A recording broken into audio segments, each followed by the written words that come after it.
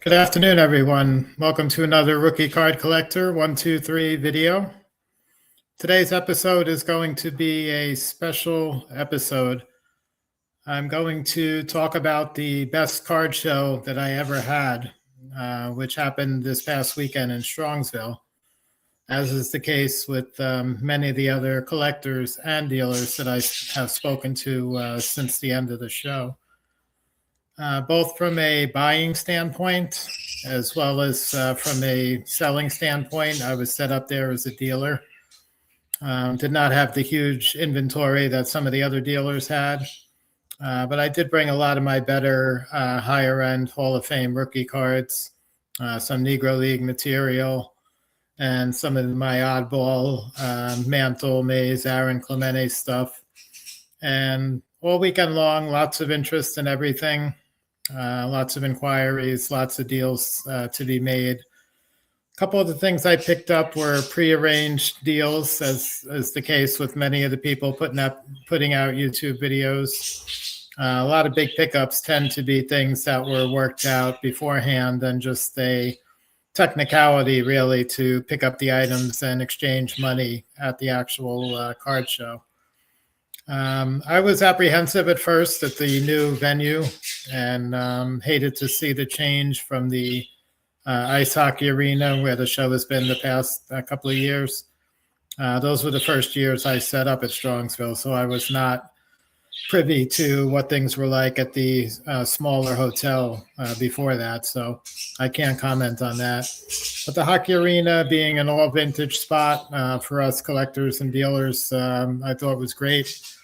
I was a little nervous about mixing vintage and modern at the venue this past weekend, but the actual building and the facility was great. Plenty of space, plenty of room in the aisles. Although even with the added room and added space, it still got pretty crowded, especially on the Friday and Saturday. Sunday, not quite as much.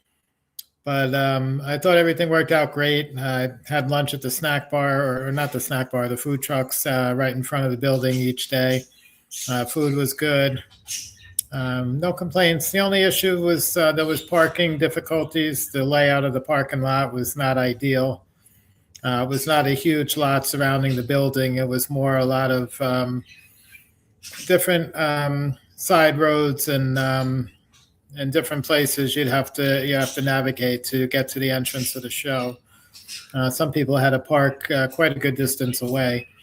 On the plus side, they did have shuttles or golf carts that would take you, whether you were dealers or attendees, they would take you back and forth to your car. But of course, there's only so many of those golf carts available at any one time. So if you wanted to go that route, you might have had to wait a little bit. But it helped to facilitate the parking issue and make things better than if they did not have the golf carts. So again, another plus to the promoters running the show there. So my video here, what I'm going to do is I'm going to talk about and show first my pickups from the show. As I mentioned, this was my biggest buying show in terms of value of items that I purchased or picked up as compared to any other show I've ever gone to as a buyer. And then also was my biggest show as far as sales on the selling side as a dealer that I mentioned. I had a table set up there. I thought 2025 National in Chicago up to this point was my biggest selling show ever. And I thought that I would never in my lifetime really get a chance to sell even anywhere close to what I did at the National last year. But amazingly, Strongsville this year, I exceeded those numbers. So great show all the way around. My buddy Cesar Lopez made the trip from Orlando, Florida with me. It was about a 15-hour drive. We got there on Thursday around mid-afternoon. We dropped off our showcases and bargain box stuff at the show and headed to the frat house where we stayed with 6 of our hobby buddies, which was Aaron, Value Vintage Cards, Doug, Joe Wood Collector, Jason, Everyday Card Collector, Matt from The Card Story, Joe, and also Doug's friend Jason. I believe Jason also has his own channel as well. I'm not 100% sure the name of that one, the name of his channel. But all great at the house for the entire Thursday night, Friday night, Saturday night. We checked out Sunday morning. And great group of guys. There was some deals made at the house, some trades. Lots of good stuff. The trade night on Saturday was phenomenal. I sold about a third of the stuff that I sold over the weekend actually happened at trade night. The other 2/3 or so was actually at the card show. So trade night was great. The YouTube get together. We had some rain that evening, and my buddy Caesar and I ended up getting soaked trying to get out of the facility back to the car, which was parked quite a distance away. So we ended up going back to the house and all, and we ended up not making it to the YouTube get together. But like I said, we really enjoyed the trade night, and that was a highlight of the weekend as well. So without further ado, I'm going to show my, I had 3 really big pickups. One of them being, I would say, a huge pickup for me anyway. And then I had 2 other pickups, which were also pretty major pickups. They were both Negro League Cuban baseball material, so not mainstream stuff. Everybody might not appreciate them, but I'm going to show those as well. I'm actually going to show those items first. So give me a second here. I'm going to pull up one by one. I'm going to pull up the images.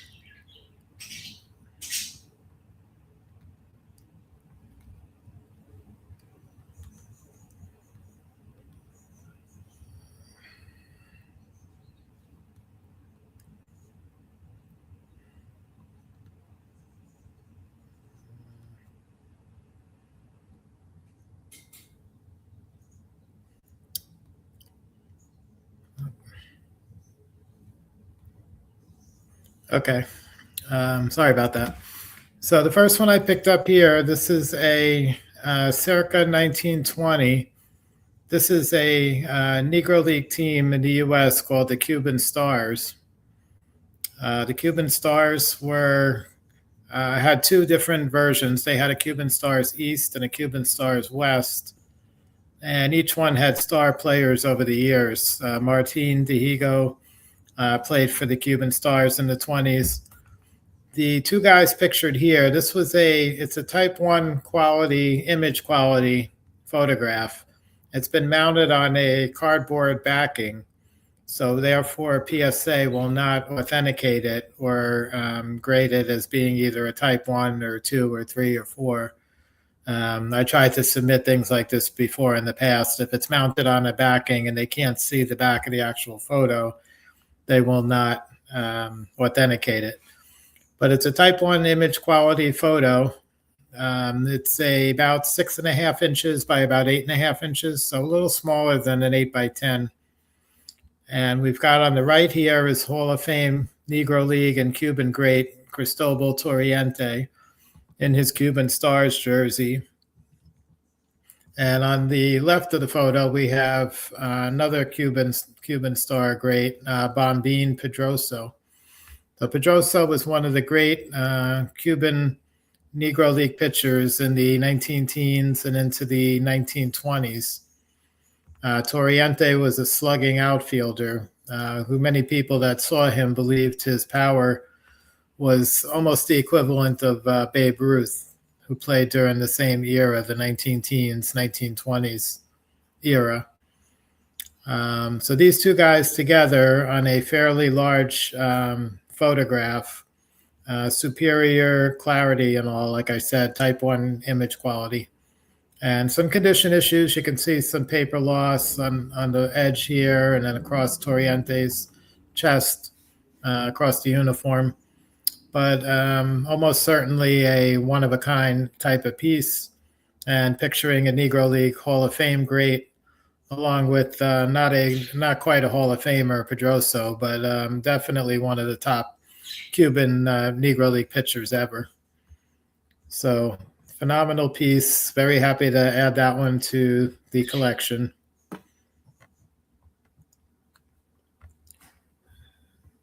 Now I'm going to pull up the second Negro League, Cuban League type of item.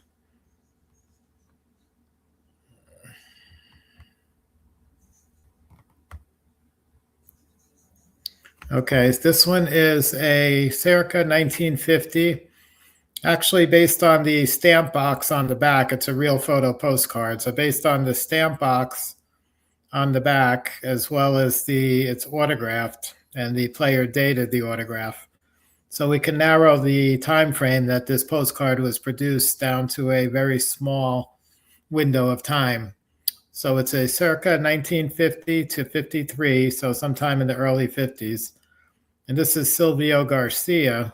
Garcia was a top Cuban-born star. He was a Negro League star in the U.S. and also played many winters in Latin America and the various countries, including Mexico, Cuba, and Puerto Rico. Here he's pictured in his Aguilas, which was a Mexican League team uniform, and this was the image was from the 1939 season, so it was fairly early in Silvio Garcia's career. Like I said, this postcard was produced around 1950.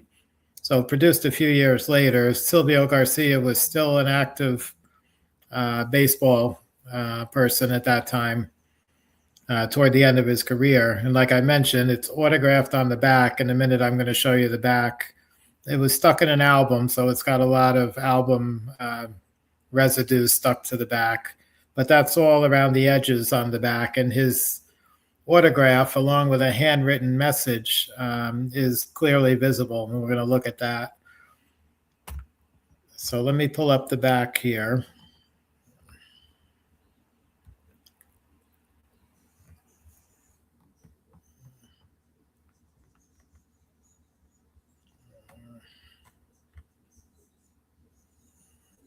Okay.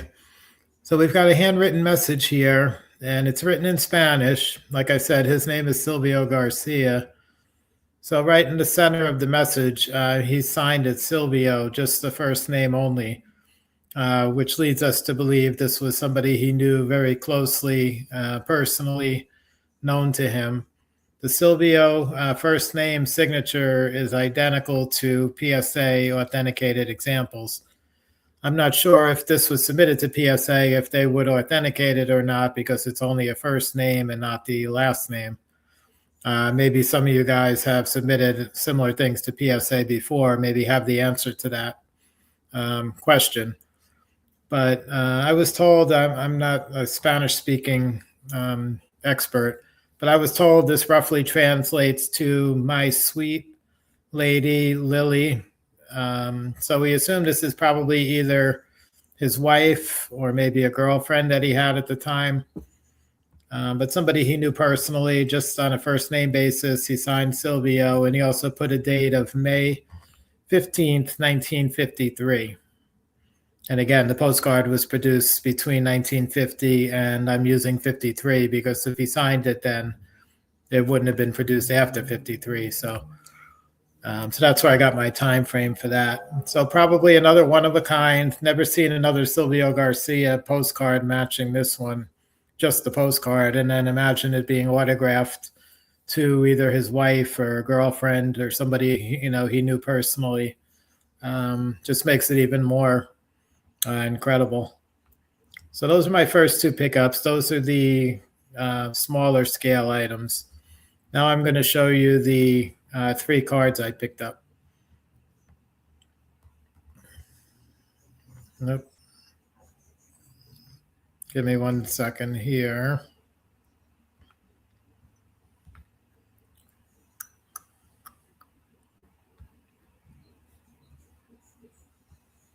Okay. So first one we're going to look at. First one we're going to look at here is a very rare card. I believe the population on this is somewhere around 8 examples or so. There was 2 Honus Wagner cards that were produced in the set, 2 different images. One of them is him batting, and this one is called a portrait, even though it's sort of a waist-up full body shot. But this one's called a portrait. The other one batting is obviously him in a batting stance. This is from the 1910 Orange Borders set. The Orange Borders set cards were cut from candy boxes, and not the easiest thing to do. So a lot of times you're going to find these with one of 2 issues. You're going to have either the orange border part is completely missing from the card, and the card is trimmed down just to the inner photo itself with no orange border. Or you'll find ones that are cut badly and too close to the image, and the grading company will not give those numerical grades, nor will they give it a grade if there's orange border is not visible all the way around. So this one is actually super clean. It's got no creases. The back has nothing, no writing on the back, even though the back is blank. It's got Wagner there in his Pittsburgh uniform. I haven't seen this pose, I don't think, on any other card. So probably a unique pose. And like I said, the orange borders are very scarce. I believe the pop on this is 8 total graded, with this one being a 1.5. A few of them are authentics. I believe there's a couple of 1s. So as far as I know, I think there's only 1 or 2 maybe graded higher than this one. So super rare, Honus Wagner. I love the candy cards, the candy box stuff. I've got a couple of other ones in the collection already. And a whole group of these, a near set was just auctioned recently in Brockelman Auctions, who's a big advertiser on Net 54 baseball. And there was a Wagner in there. It was a rougher condition one. This one is much nicer. And I was really happy to pick this up from someone who recently picked up an upgrade and had this second copy available. So he brought it to Strongsville. We closed our deal that we had worked out previously. He's another Net 54 baseball member, and really happy to have this one in the collection. Going to move on to the second one now, the second major card pickup.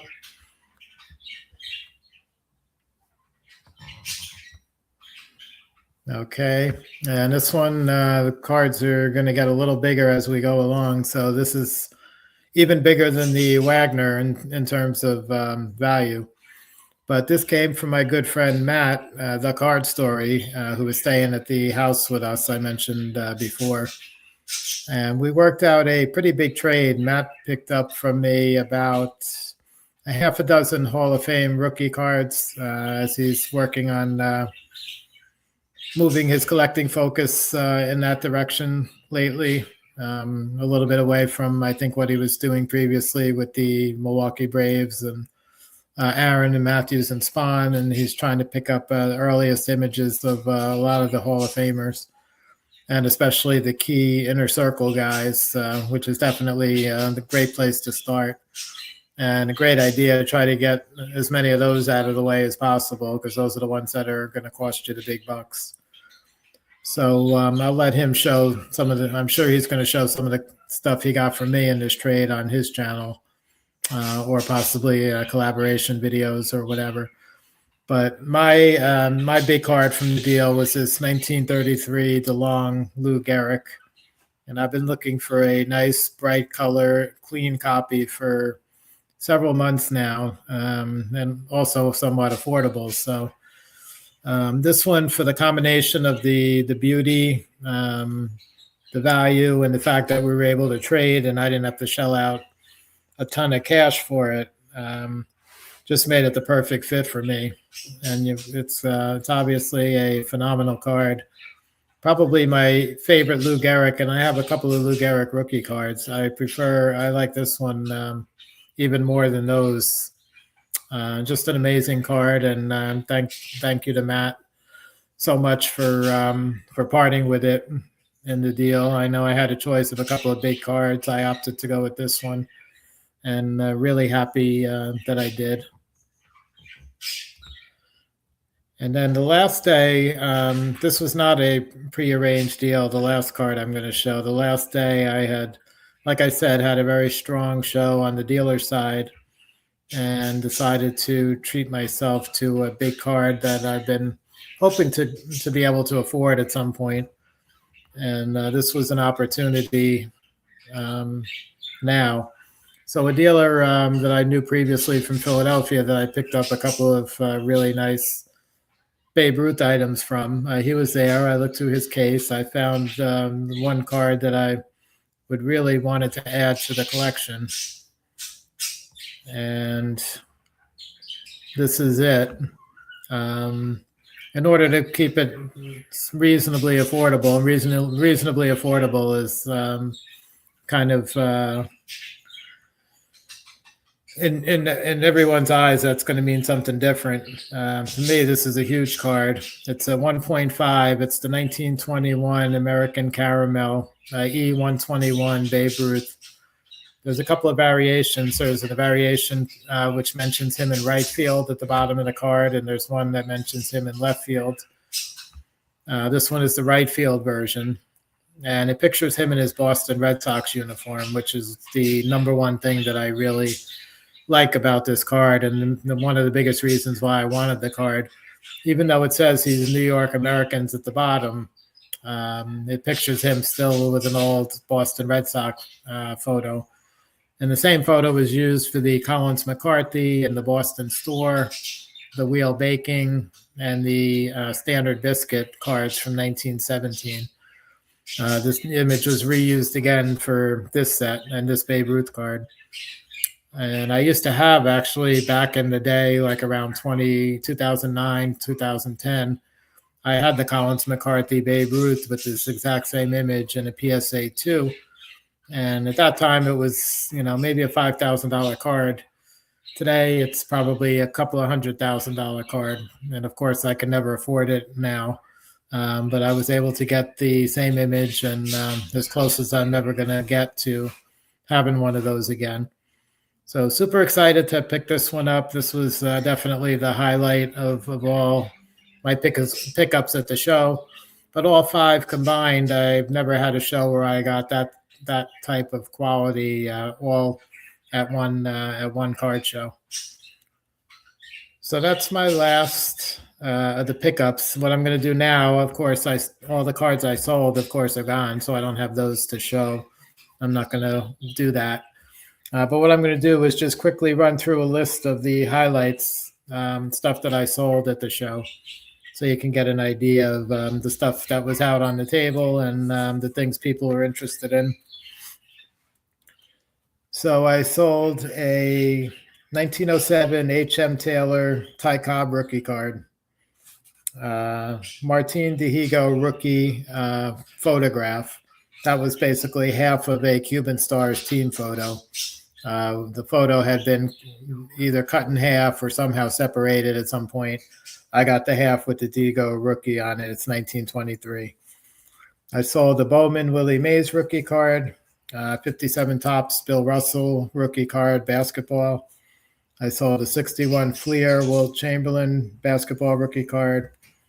I sold an M101-2 Tris Speaker, also a rookie, not a card.